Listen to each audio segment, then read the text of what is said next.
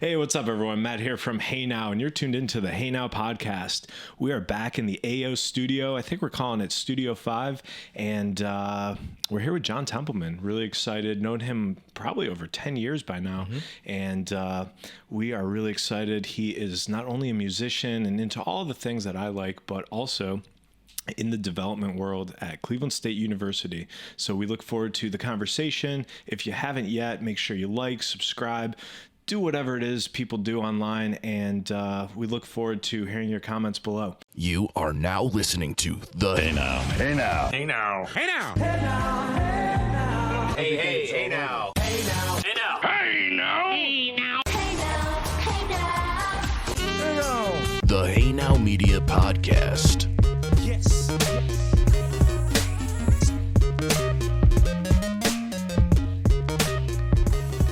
How's it going?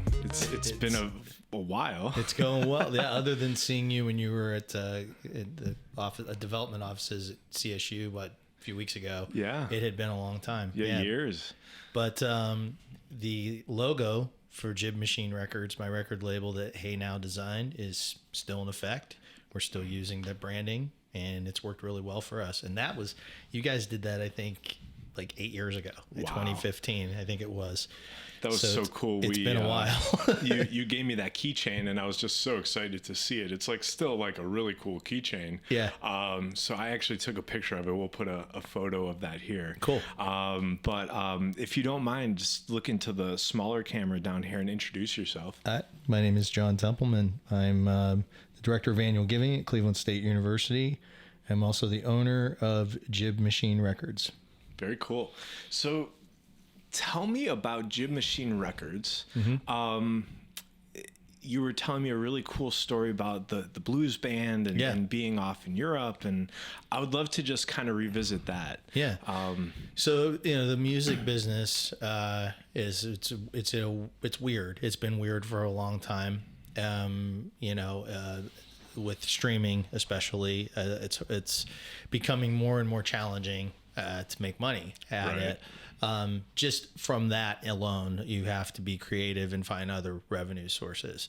But I think one of the things that's helped is in 2020, Jib Machine signed an international and domestic distribution deal, which has really elevated the label and allowed us to get not only be our digital distribution is better than what we had before, but then to be able to get physical product pretty much anywhere in the world has been extremely beneficial. And we actually sell twice as much in Europe as we do in the United States, believe it or not. And speaking of Europe, one of my artists, Mike Onesco, he's been in a band called the Blindside Blues Band for many years. I think their first album came out in '93. He's been on multiple labels over the years. He's been on Jib, though, for the last, I think, 6 years, and we've put out different projects of his. But this will be the first Blindside Blues Band studio album that Jib Machine's ever released. It's their 16th overall. In fact, it's called XVI 16. And it'll come out August 18th, and then in September, the band is going over to Poland for four shows throughout the country. I'm heading over myself. I'm going to go to Europe a week earlier, do some travel, meet up with a person that does a lot of our graphics who lives in Germany for a couple of days. And I've met him we've talked tons of times online, but I've never met him in person. And then I will meet the band in Poland and do the tour with them. We'll have CDs and whatnot drop shipped to Poland. That's so cool. And then I'll basically be the merch guy, kind of tour lackey, whatever you want to call me at that point then. Very cool. And your record label has like a very unique, eclectic mix of artists. You're talking about a blues band, but why don't you give us a little rundown of all the different artists that you have? We have, in Cleveland, when we first started out, we were pretty much like a punk label, metal punk label. We've since I signed a distribution deal, we've since set up some offshoots. We have an EDM imprint called Electric Stick Records, and just revived a metal imprint that had been around years ago, then went away, and we brought it back that a friend of mine used to run called Colossal Force Records. And Colossal Force will put out metal releases. And in fact, the first new release on Colossal Force in years just came out this past Friday, a project of mine called Alcoholics Bach, which a friend of mine and I started. I think our first release was 2010, then we did 2013, then we haven't had an album out in 10 years. Wow. So Colossal Force and Alcoholics Bach coming back, and then we have a couple more releases planned for that this year. But on Jib Machine itself, I have an artist, her name's Cleo Alexandra from Australia. So she's like a rock pop, but more leaning on the rock side artist, very talented, that writes her own songs, makes her own videos and whatnot. Have a couple punk bands that's still true to our roots. The Nihilistics, who are one of the legendary first hardcore punk bands ever, from New York City. They formed in 1979. We signed them a couple years ago. Another band, punk band from New Jersey, New York, New Jersey area called W70. I signed them last year. The Hostile Amish, they've been on the label since 2006. They're still always one of my favorites. Yeah, they're still doing their thing. I'm trying to think who else. David Curtis, who's a good friend of mine. He does a lot of he does different stuff. Some of his stuff is more pop leaning, and then his last EP was more on the heavier side, and the newer stuff that he's been recording that I've heard is gone even further on the heavier side, which is more of the type of music he likes personally. So It makes sense that artistically he's going that way. I'm trying to think off the top of my head. So yeah, I mean, we're still just trying to put out good music. Right. And yes, we're Cleveland based, and we do have artists from Cleveland, but we've definitely branched out, artists from the New York area.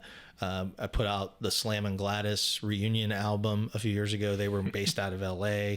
And then we're international now with Cleo Alexandra out of Australia, and have another artist. His name's Håkan Unglen, from Sweden, and put out a couple of his band's projects, Mouth of Clay and Concrete Gypsy was another What kind of music is the band from Sweden? That they're more blues. Oh man, I gotta check that he's out. a slide guitarist. He's an excellent slide guitarist.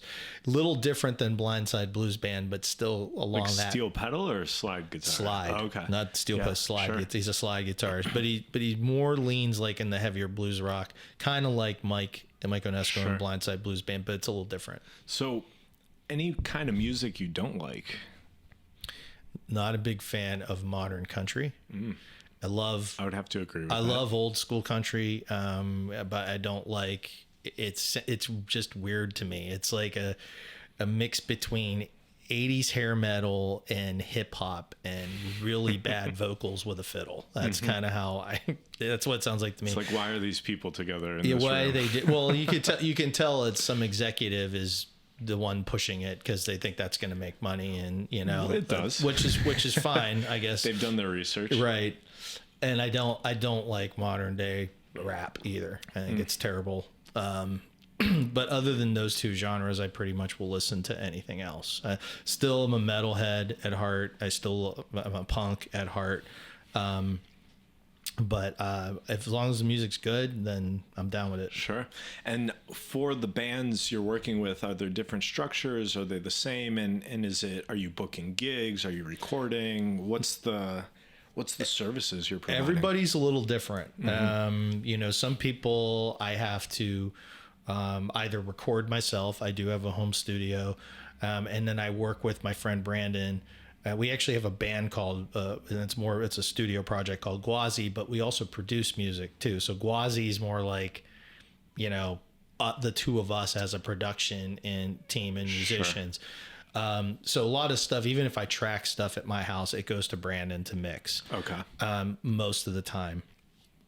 So a lot of times I'll have to record the bands myself, or they'll record with Brandon, or they come to me with a finished product.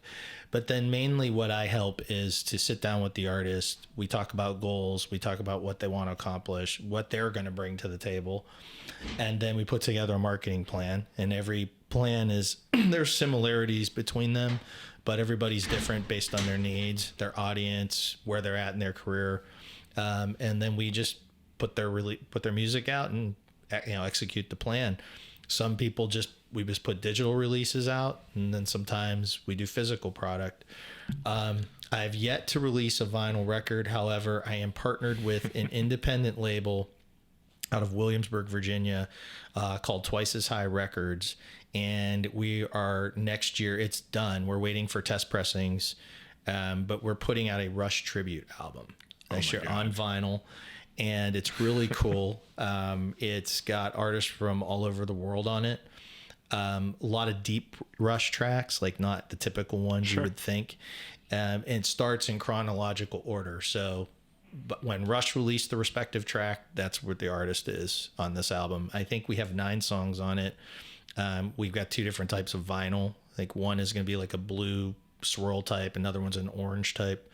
That's going to see an early 2024 release. That sounds awesome. Yeah, we're excited about it. So you're an engineer, you're a musician. What instrument did you start with? Like, I would assume it's early on. And what was the very first instrument? Tell me about that. So my parents were in a band together. So I guess my first instrument would be singing. Okay. But I do remember when I was like 5 years old, I took some drum lessons. And then my dad taught me some guitar. I took piano lessons for a couple years, and I was probably around 10 or 11. And then after that, I kind of was self-taught. I just took that information and now I can pretty much play. I play drums, I play guitar, bass, sing. I'm not a virtuoso on anything, but as I've said before, I know just enough to be dangerous. And at least if I have an idea in my head, to get it on tape. Sure. And it's more about the articulation of that creative idea and creation of something. Yeah. Than it is the virtuoso of playing the scales as fast as you can, or whatever, your definition of virtuoso is.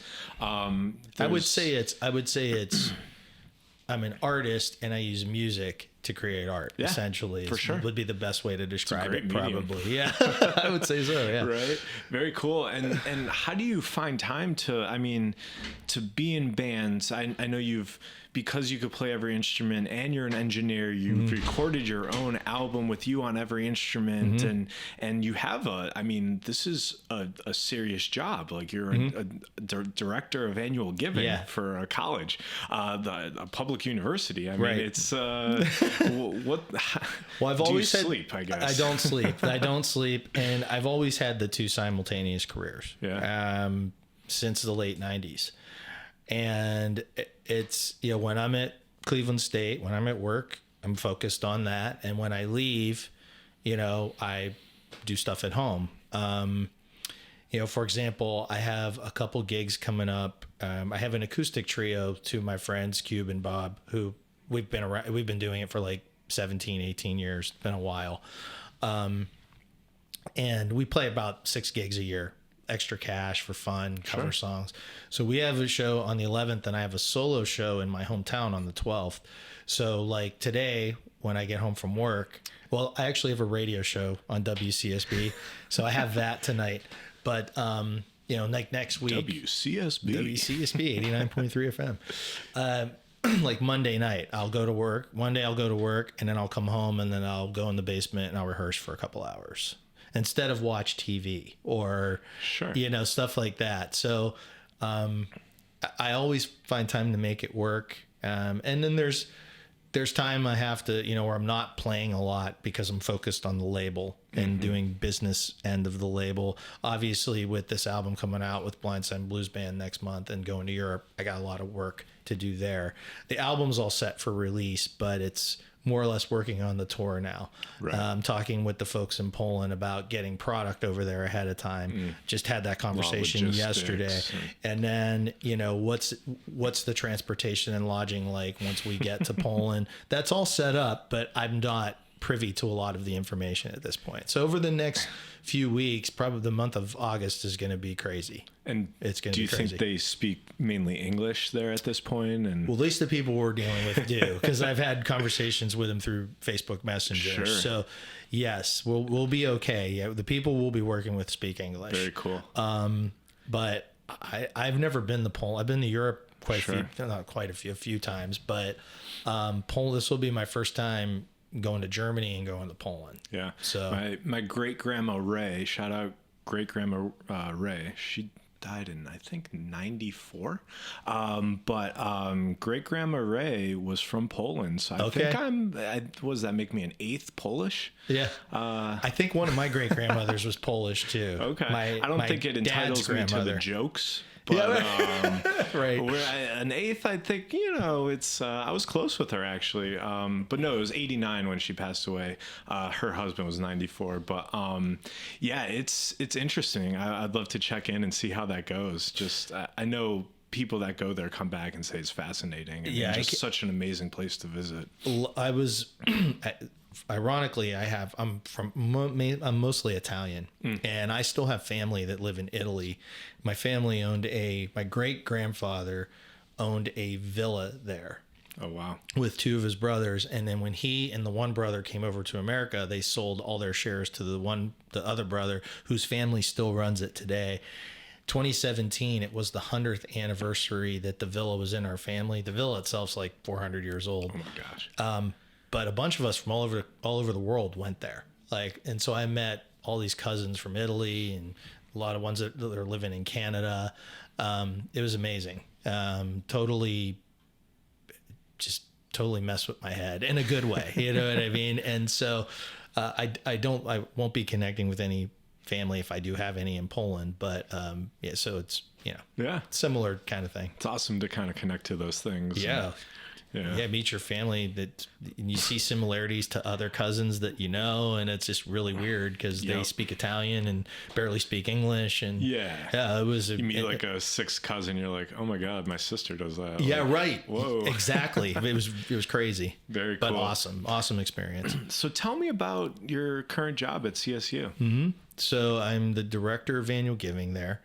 I've been in annual giving work since 99. Mm-hmm. So it's something that I enjoy.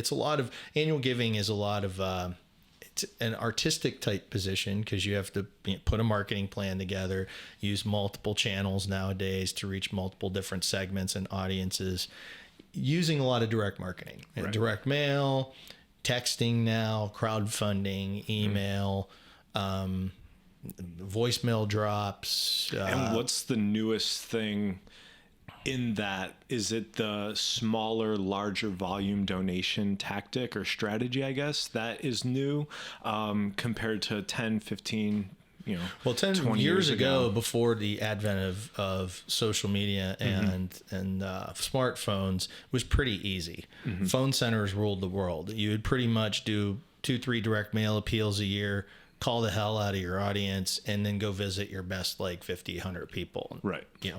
All in a day's work. Now it's like you got boomers, Gen X, millennials, Gen Z. You still have to do that. Yeah, you have to segment because they communicate differently. Then it's who are our donors, who are our non-donors, who are our lapsed donors, who was giving and then now they're not giving. How do we reactivate them, make them donors again? And so there's a lot of strategy that goes into that, and then putting a full calendar together, spacing your solicitations out, while also nowadays really making sure that you're showing gratitude for these gifts, because there's so much competition between other nonprofits and people just trying to get money. And that's another thing that's changed since I started, is the amount of nonprofits that exist and the amount of people that are out there asking for gifts has complicated things. So it's challenging work, but it's fun work. You can be creative at it. And then, it's it's one of those things where you have instant gratification. I could look at a report every single day and see how we're doing. And if we're not doing what we need to do, well, let's tweak this. Let's try this. And when things are going gangbusters, it's like riding a wave. You just let it ride and, go from there. Right. And how are you tracking all of that? Because, traditionally you had your one database. I even remember my first job in 2007 where part of my job was fundraising out of 10 other things. So like I did exactly what you're saying, but I had 100 volunteers doing all the work. The mailer was made by the international organization. It got sent out there. And so like I knew the strategy and tactics, but that was like it. And so I remember that, and we call them calling days, and you'd get the volunteers to come in, and these were teenagers making the calls to other teenagers. So free pizza, Chipotle, you come in and make calls. We'll give you Chipotle, 100 calls, Chipotle, you make 100 calls, you get a Chipotle burrito. Like, just those kind of things were so effective. And now to track, like doing that, but then also the social media campaigns and everything you just mentioned, like how do you track that? Is it software? So direct mail, we tag with appeal codes. So as people return remits, we know who it is because their name's pre-printed on the remit, and then it's tagged with a code. So we know what segment they were in, and we could see how each segment performed. A lot of the other stuff is digital, like our crowdfunding campaigns. I could run all sorts of reports from the back end. We have a mass text system where I can run those reports as well. We have a voicemail drop for software. We got rid of our phone center because it was, our contact rates were dropping like a brick, and it was way too expensive to maintain. We're basically spending $3 to make $1, and that doesn't. People don't want to answer the phone. People don't want to answer the phone, and a lot of these carriers, cell phone carriers, got wise. Like even if the company, the company we worked with, that software, even if they had things in place, it could change literally from week to week, month to month. Where one time we would show up as Cleveland State University on this, the next month we'd show up as potential spam. So you're battling that as well. It was also, since COVID, it was hard to keep it staffed. Phone centers traditionally were one of the highest paying jobs on campus, if not the highest paying job. And then after COVID, with people needing workers, like students had all sorts of opportunities to work. Right. And so we couldn't afford to keep good help, so a lot of factors played into that going away, but that's been a trend in higher education over the last, I'd say, 3 to 5 years, are people doing away with the phone programs because they were expensive and, took a lot to operate, and putting that money in other things, whether it be a text system, like I said, or even more social media targeted advertising.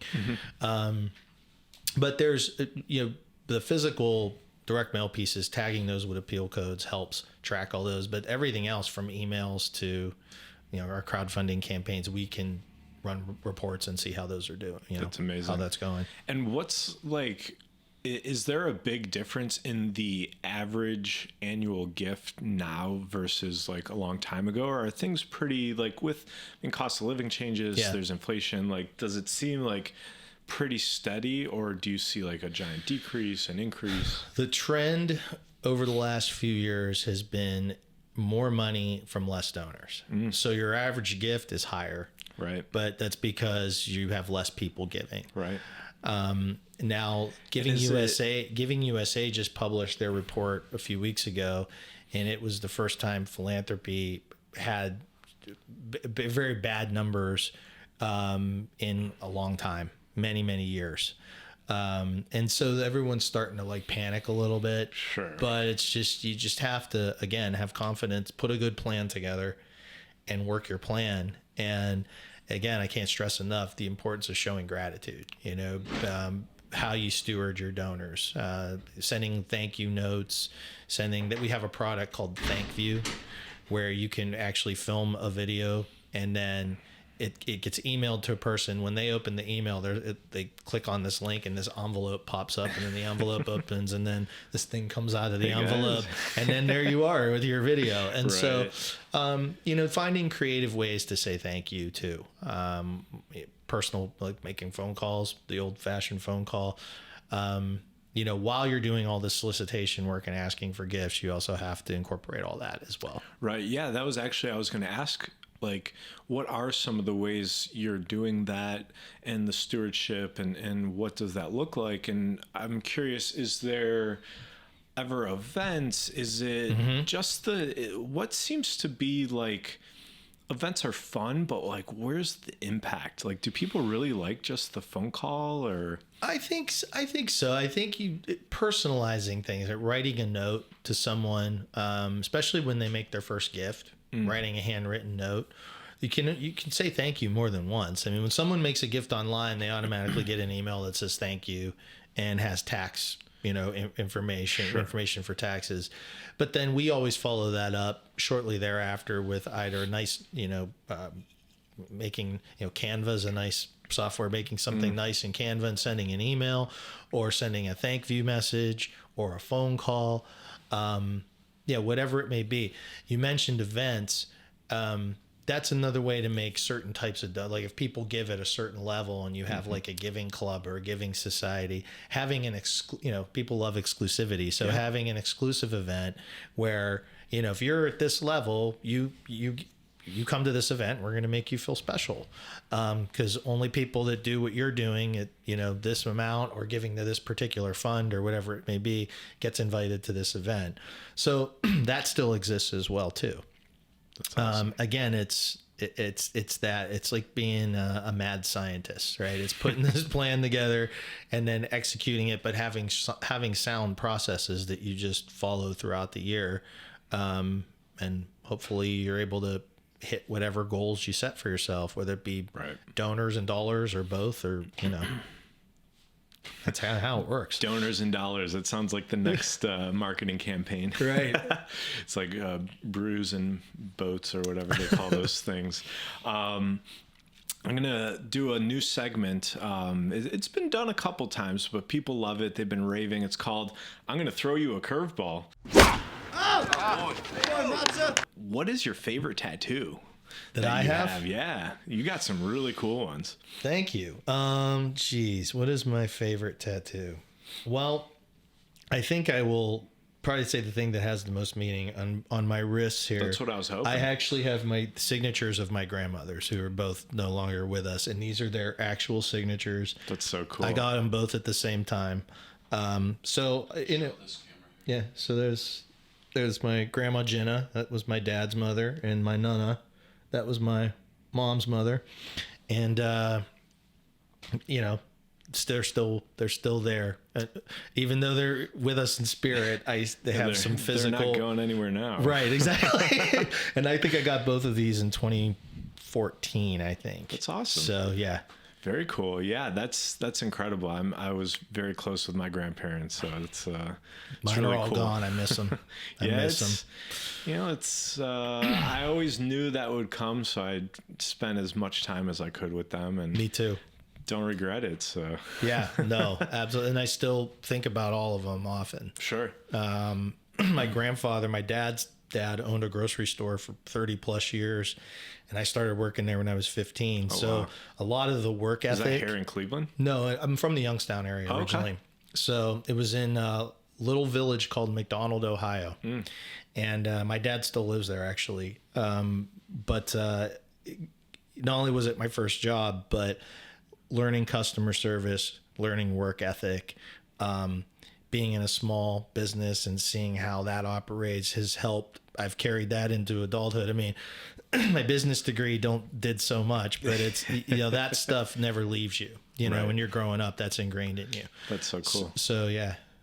Yeah. We actually, the more and more I speak to people I know, the more and more it turns out the people that I'm very excited about, fascinated with, just really like and just connect with are from Youngstown. Yeah. The last podcast, the Hey Now podcast, Tim Marshall, Tim, shout out, Baldwin Wallace, College, University. I don't know if they changed University it. now. Yeah, whatever. But we'll call him BW. Yep. He's from Youngstown. Tony Hinchcliffe, my favorite comedians from Youngstown. So a lot going on down there. I had friends. I'm from this area, so it's not that far. No. I don't know if you like. There's a sect of Youngstown that like.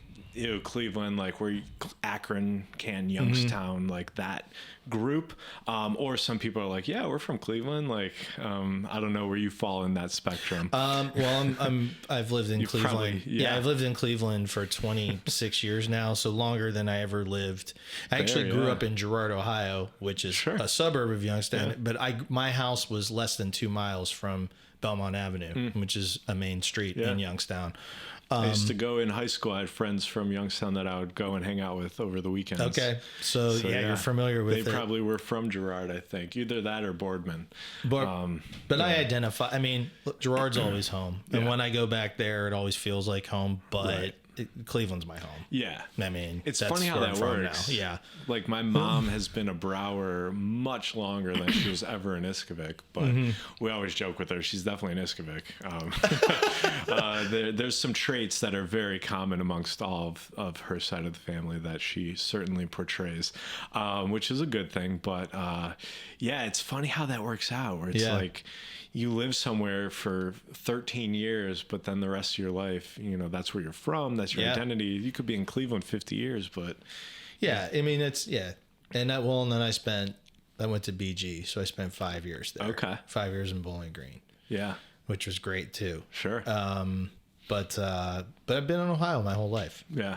Were you doing the music stuff? Like, were you in bands promoting things in college? Yeah. I was in a band called Zing in college.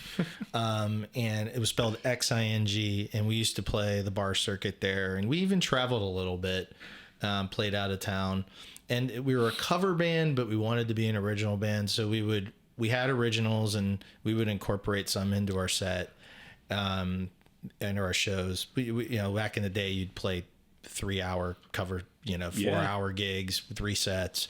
So we would incorporate some of our originals. Then we ended up releasing a CD of our original music and then played a few shows and then we broke up. We were a band for about 3 years. And recently I've thought more about Zing because 2 of my band members have passed away.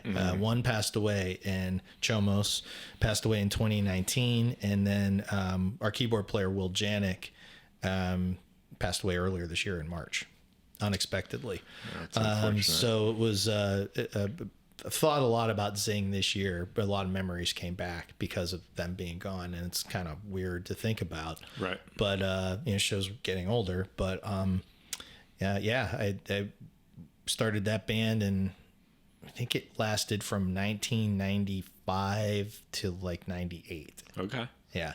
Very cool. Yeah. Yeah. We were, I was always in a band and the cover band to get people to then listen to your original music and transition to fully being your original music is the story of every famous band. And, my original bands, we would always do that. Our drummers would want to play, the cover bands and all that stuff or cover songs. But I think the rest of us were too pretentious to kind of want to we're not playing, this song or that song. Like we're going to do our own songs and we're going to jam. That was the ultimate goal with Zing was we'll play cover songs. We'll build up an audience and we'll throw our originals in. And then we did play a couple shows where we just played all originals. Like I remember when that album came out, we made the one and only album we recorded was called Stuff. And we played Peabody's when it was in the old flats. We played Peabody's together. In the old flats? Yeah. Yeah. So that was... We were 13, 14. Battle of the Bands. Yeah. Remember they give you they would have 50 bands on the thing. Each band would have to sell their own tickets. And then you would sell 5 or 10, but there's 50 bands. So the promoter makes their money. Yeah. The band gets screwed and you're kind of you're up against 50 other bands. I don't think we did a Battle of the Bands. Honey Ham and Cheese's first show was a Battle of the Bands at Peabody's, our very first show. But I don't think Zing did a Battle of the Bands, at least we did a Battle of the Bands at Geauga Lake. Remember Geauga Lake used to have that? Oh, I love Geauga Lake. And we made it to the round of 16. We won the first week, and then we didn't win the next round. See, the issue with that is I only have the charisma and energy for one show. Yeah. We're gonna perform, we're gonna do it really, really well. It's gonna be super high energy, and then I'm gonna go hang out for the next 4 hours. Yeah, right. Right. So, that's so cool. Yeah, the Peabodys, there was so many just things have closed. I remember love going to the old Odeon. Remember the Pink Floyd cover bands at the Odeon? Oh, yeah. That was always the best. The Odeon, and I don't even know if that's open. I just saw the Sly Fox is closing at the end of this month. I mean, that's a great, or was it? Barking Spider is always a popular one. That's gone. Yeah. That's now it turned into a Dave's Cosmic Subs. Which, I guess it's ironic. You would think he would keep it a venue with Dave and his affection with music, make it a rock venue and sell subs. I think they did have some live music there because it's right on Case's campus. Yeah, it's a great location. It was actually right behind my old office because I used to work at Case prior to Cleveland State, and that's when we met. It was right behind. The old Barking Spider was right behind my office, right, former office. So. But a lot of music venues have closed. Yeah, I would do the sub and the concert. That'd be amazing. So I think to wrap up, I just ask you a couple just kind of quick questions and just go from there. But this has been really awesome catching up. Absolutely. We always can talk for hours. And, we'll have to get together again, grab some lunch, and for sure. So without microphones in front of our face. Yeah, that's okay. I don't even see it at this point. Right. It's just kind of it's there. So, I always have my top 5, my top 10, but just in this moment, in this conversation, favorite genre currently? Music? Yeah. Heavy metal. Okay. Going to Incarceration was amazing. I had gone to it a couple years ago, but I just went one night, not the whole weekend. And I was with some of my best friends, and Slipknot headlined the last night. I've seen them a few times, and they're great, but Pantera ruled the weekend. And I didn't know what to think about that without Dimebag and Vinny. Yeah. But, oh my God, man. They just... The vibe that Saturday they headlined, and it was off the charts amazing. Favorite thing about heavy metal? The power and aggression of it. I mean, it's heavy. It's heavy. Yeah. The just the way you feel, the energy that comes from metal music, and the community catches a lot of flack, but they're some of the coolest people you ever meet are metalheads. Of course. Period. Yeah. That's super nice too. Super nice. Most of them are maybe covered in tattoos, nice, but kind. Good-hearted people. You're right. Yeah, right. I would agree. And it's and heavy metal gets flack sometimes. And the motorcycle community too. It's very similar. Very similar. Very similar. Are you a night owl or you love the morning? I actually can do both. I used to be a night owl when I was younger, and then the past decade I really got into running and was running a lot of doing a lot of half marathons, and so I really learned to like getting up in the morning and running, and but it varies. I think I go through phases where I'm more of a morning person, and then I go through other phases where I'm more of a night owl. I think I do that too. I am really trying hard to make the transition to the morning. Yeah, I am a tried and true night owl. I started the business because I'm a night owl. I don't have to be up if I don't want to. I won't purposely book meetings in the morning, but there's something about morning that is incredible. And feeling accomplished. Getting a lot of stuff done before noon feels good. Right. Especially when you look at the clock and it's 10 o'clock and you're like, how did I thought it was 2:00 in the Right. afternoon, 3:00. Like, we're rocking and rolling here. Absolutely. Yeah, I have my alarm goes off at 6 every morning. Very cool. So not on the weekends, but weekdays. Sure. I'm usually at work by 8. Yeah. So- Yeah. And I have so many things I want to accomplish that I'm trying to get into such a healthy framework of physical, mental, sort of like waking up and that staying up to the right time. You know, it's all a cadence, and like I do saunas and I want to be in the hot tub. I never told you this, but I was in a really bad car accident. Really? Yeah. So I use the hot tub to get really loose and do my stretches, and then I go in the sauna, and it's a whole routine that I love. It's incredible. But I can't go running. Yeah. I can't run. If my lawyer's watching this, you can use this clip. I still can't run, can't jump. No mountain climbing for me. But yeah, it's, you know, I always stay positive with, you know me. I'm just kind of like, yeah, it's a leg, whatever. But I'm glad you're still here, man. we're here. We're doing it. I have one good leg, slowly becoming 2 bad legs. But no, that's what it is. And, you know, we've kind of, with the company and my family and everyone's gotten used to it. So when I go up the stairs, like I'm an 80-year-old man, and my wife will turn around and be like, what's like, oh, you're so slow. And oh yeah, right. You know, it hurts to go up the leg, but yeah, it's whatever, you know? Right on. So very cool. Well, I really love the conversation. Thanks for having me, I love seeing Matt. you at Cleveland State. We're up there all the time as one of our clients, ongoing work for all sorts of different entities. So Yeah. love to check you soon and stop by and grab some lunch sometime soon. Sounds good, buddy. Very cool. Thank you. Yeah, thank you. All right. Well, you've been tuned into the Hey Now podcast. We had an amazing conversation, got tons of tips and tricks of the music industry. If you're a musician, you should definitely check this podcast out and just, you know, learn from some of the best. Also, we learned actually got into development strategy. If you're in the development industry, you could watch this podcast. We'll have a blog on it. You could take notes. There's step-by-step information that John's provided. He has tons of experience in this industry. And yeah, we're just awesome conversation. If you haven't yet, subscribe to the podcast. Newsletter is always a good one to join. We've got lots of great stuff there. And we'll check you later. You're tuned into the Hey Now podcast.